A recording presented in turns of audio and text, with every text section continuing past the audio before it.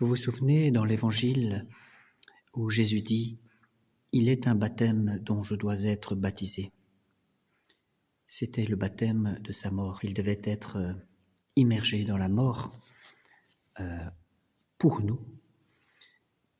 Et c'est ce que représente cette coupe sur ce vitrail où Jésus dit « Il y a une coupe que je dois boire, c'est la coupe de la souffrance, la coupe de la mort pour le salut du monde ». Voilà, je trouve cette image de cette église très belle comme support pour continuer la lecture de notre catéchisme du Concile de Trente, et nous terminons le sujet du baptême, et nous allons aborder maintenant les prières et les cérémonies du baptême.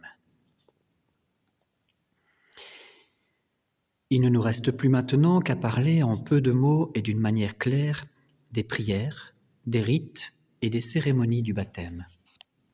Ce que l'apôtre dit du don des langues, c'est-à-dire dans la lettre aux Corinthiens où il est écrit qu'il est inutile quand les fidèles ne comprennent pas ce que l'on dit. Donc le don des langues, on a beau parler toutes les langues, mais si les autres autour ne comprennent pas ce que l'on dit, eh bien ce fait peut s'appliquer presque aussi bien aux rites et aux cérémonies du baptême. Ce sont là en effet les signes et l'image visible des effets invisibles de ce sacrement. Mais si les fidèles ignorent le sens et la portée de ces signes, on ne voit plus guère à quoi les cérémonies peuvent être utiles. Il faut donc que les pasteurs travaillent à les faire bien comprendre et à persuader aux chrétiens que, si elles ne sont pas absolument nécessaires, elles sont cependant très importantes et dignes de toute notre vénération. C'est de quoi il est aisé de les convaincre en leur rappelant et l'autorité de ceux qui les ont établis, entre parenthèses, et qui ne sont autres que les apôtres, et aussi la fin pour laquelle elles ont été instituées. Elles nous portent en effet à administrer le baptême plus religieusement et plus saintement. Donc il est question des cérémonies, les rites et les cérémonies. Nous portent à vivre les choses plus religieusement et plus saintement. Elles placent, pour ainsi dire, sous nos yeux les effets admirables et les dons divins renfermés dans ce sacrement. Enfin, elles impriment plus fortement dans nos cœurs le souvenir des immenses bienfaits de Dieu. Mais pour mettre un certain ordre dans leurs explications, et pour aider en même temps la mémoire de leurs auditeurs, les pasteurs devront ramener à 3 catégories toutes les cérémonies et toutes les prières dont l'Église se sert dans l'administration du baptême. La première renfermera les cérémonies qui ont lieu avant que l'on soit arrivé au fond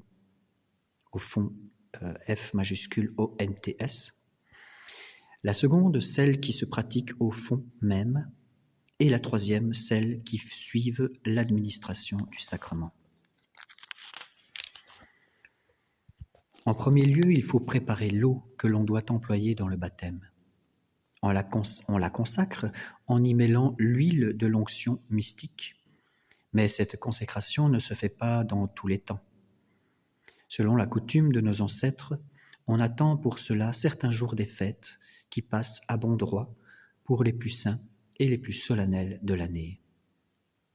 C'est aux vigiles de ces fêtes que l'on bénit l'eau de l'ablution sacrée. Et même autrefois, dans la primitive Église, le baptême n'était administré que ces jours-là, quand la nécessité n'obligeait pas d'agir autrement. Et quoique l'Église n'ait pas jugé à propos de conserver cet usage, à cause des dangers habituels de la vie, cependant elle a toujours religieusement gardé la coutume de ne bénir l'eau et les fonds du baptême que dans les 5 jours de Pâques et de Pentecôte. Après cette bénédiction de l'eau, il faut expliquer les autres cérémonies qui précèdent immédiatement le baptême. On apporte ou l'on conduit ceux qui doivent être baptisés aux portes de l'Église.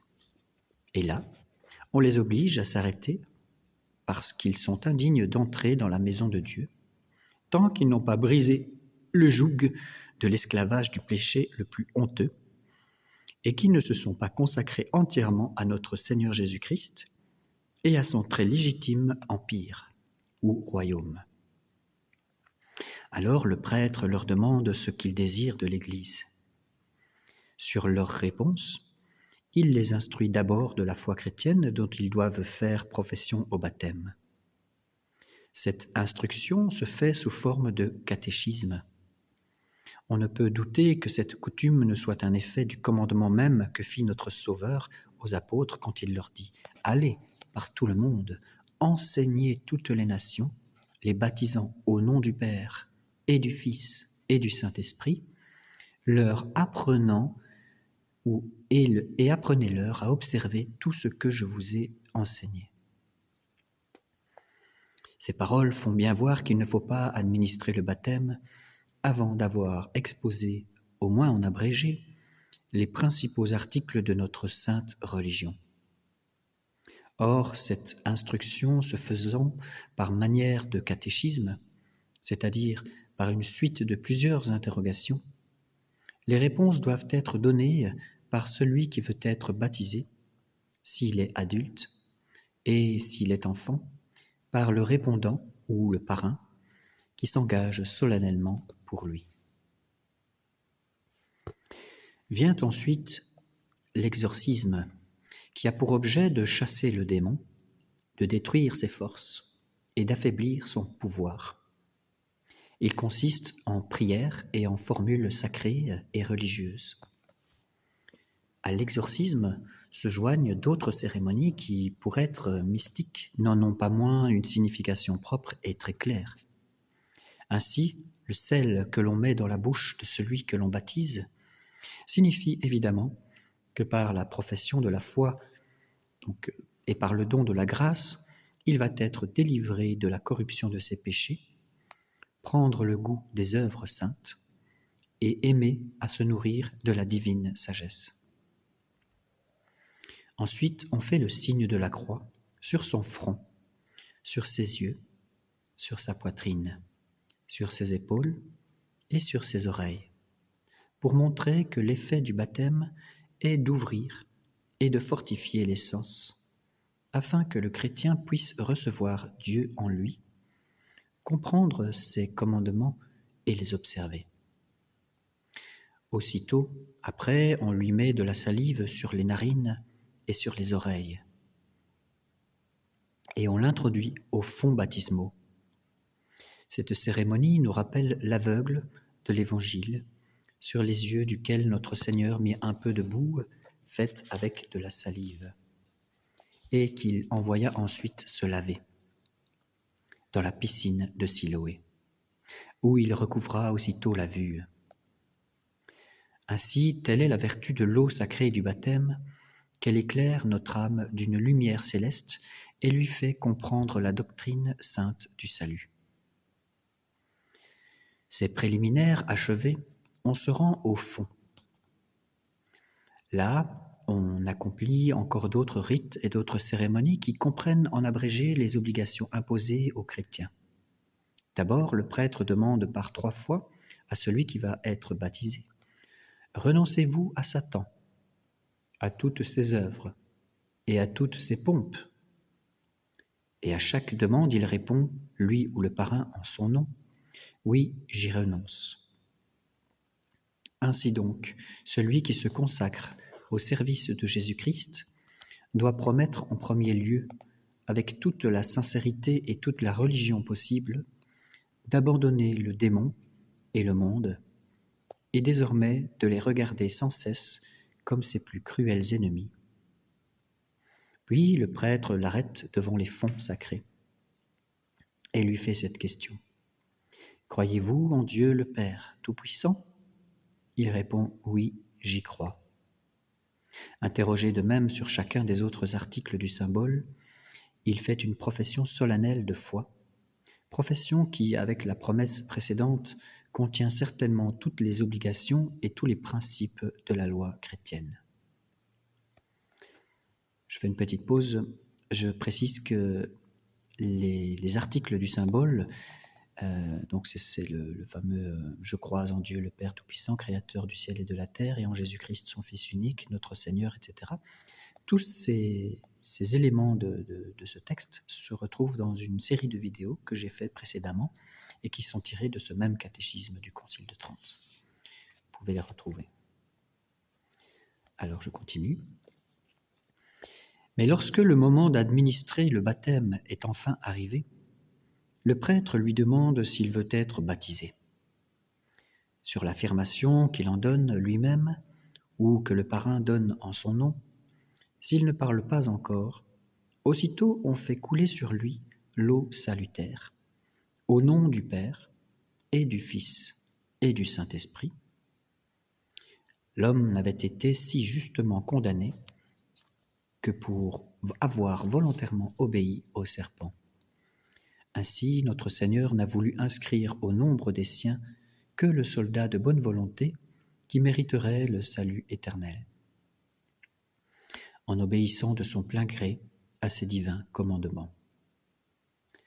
Le baptême étant achevé, le prêtre fait sur le haut de la tête du baptisé une onction avec le saint crème, afin qu'il sache que dès ce moment, il est uni et attaché à Jésus-Christ, comme un membre à son chef, et qu'il vient d'être hanté sur son corps, et que son nom de chrétien lui vient de Christ, comme celui de Christ vient de crème, C-H-R, E accent circonflexe, M-E.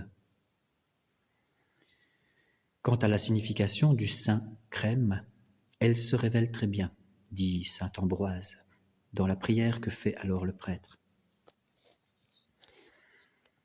Il revêt le nouveau baptisé d'une robe blanche, en disant « Recevez cet habit blanc et portez-le sans souillure au tribunal de notre Seigneur Jésus-Christ, afin que vous obteniez la vie éternelle. » Aux enfants qui ne portent pas encore la robe, on donne un petit linge blanc qu'on leur met sur la tête en prononçant les mêmes paroles.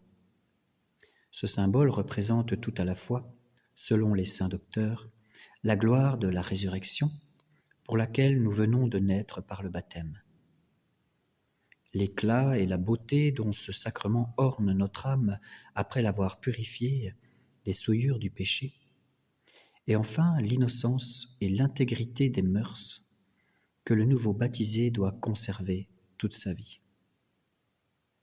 Puis on lui met à la main un cierge allumé. C'est la figure, le type pratique de la foi embrasée par la charité, qui lui a été communiquée par le baptême et qu'il doit ensuite entretenir et augmenter par la pratique des bonnes œuvres. Enfin, on donne un nom au baptisé, mais ce nom, on doit toujours l'emprunter à une personne, à un personnage que sa piété et ses vertus éminentes ont fait placer au nombre des saints. La ressemblance du nom le portera à imiter sa justice et sa sainteté. Et non seulement il l'imitera, mais encore il voudra l'invoquer comme un protecteur et un avocat auprès de Dieu, qui l'aidera à sauver tout ensemble, et son âme et son corps.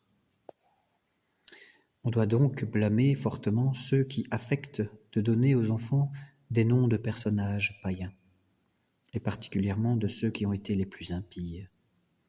Ils font bien voir par là le peu d'estime et de respect qu'ils ont pour la piété chrétienne, puisqu'ils prennent plaisir à rappeler la mémoire de ces hommes mauvais, et qu'ils veulent que les fidèles aient continuellement les oreilles frappées de ces noms profanes. Si les pasteurs ont soin d'expliquer tout ce que nous venons de dire du sacrement de baptême, ils n'auront pas de peine à voir qu'il ne manque rien d'essentiel à l'instruction des chrétiens sur cette matière. En effet, nous avons montré ce que signifie le nom de ce sacrement, quelle est sa nature et son essence, et de quelle partie il se compose. Nous avons dit par qui il a été institué, qui sont ceux qui peuvent et qui doivent l'administrer, et quelles personnes il faut admettre comme guide pour soutenir la faiblesse des nouveaux baptisés. Nous avons dit aussi à qui le baptême peut être donné. Quelles doivent être les dispositions de ceux qui le reçoivent? Quelle est sa vertu et son efficacité? Enfin, nous avons expliqué, autant que notre sujet le demandait, les rites et les cérémonies qui en accompagnent l'administration. Et la raison principale qui oblige les pasteurs à ne pas négliger l'enseignement de ces vérités, c'est qu'elles doivent faire l'objet continuel des pensées et de la sollicitude des chrétiens qui voudront rester fidèles aux promesses solennelles et sacrées de leur baptême et mener une vie qui réponde à la profession si sainte du nom qu'ils ont l'honneur de porter. Nous verrons dans la prochaine vidéo un nouveau sujet, c'est le sacrement de confirmation. Qu'est-ce que la confirmation? Voilà. Au nom du Père, du Fils et du Saint-Esprit, gloire à celui qui est, qui était et qui vient. Abonnez-vous, partagez pour la gloire de Dieu et le salut du monde.